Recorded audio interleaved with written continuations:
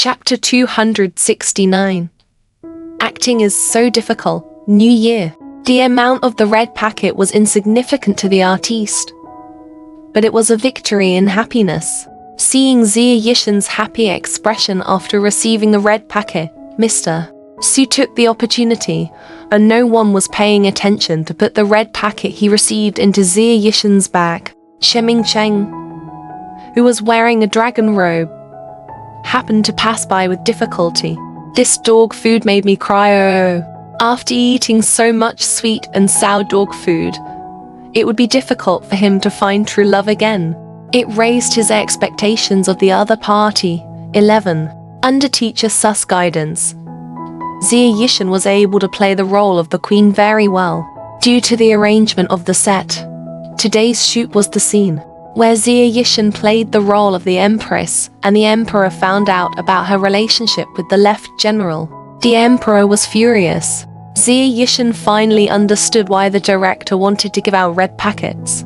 It was such a difficult scene from the beginning, really. Dressed in simple palace attire, her long hair was draped behind her head. A simple white jade hairpin was used to tie up a lock of her hair.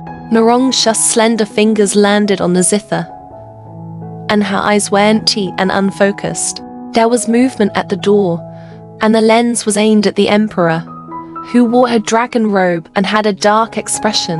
Shiming Cheng, who was playing the emperor, was on the verge of a mental breakdown.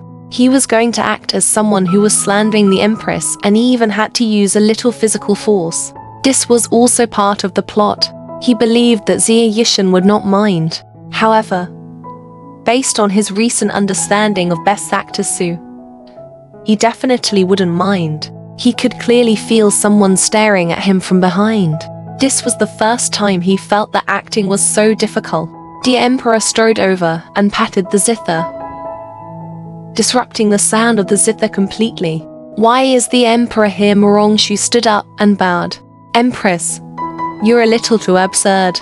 As a middle palace, you actually care about others behind Jin's back.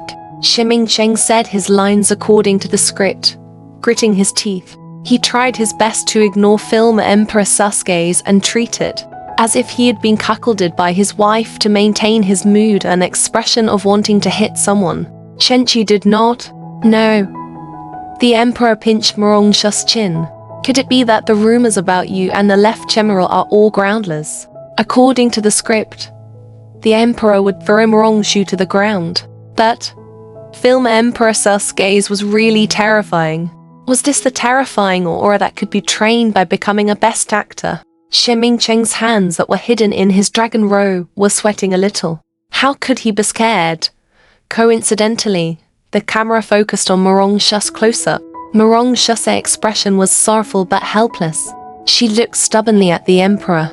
There were no lines in this scene, so how the actors expressed their emotions depended on their performance. Shiming Cheng was stunned by Xie Yishen's gaze. He was about to get out of character, but Xie Yishen had brought him back into character. Shiming Cheng made his move.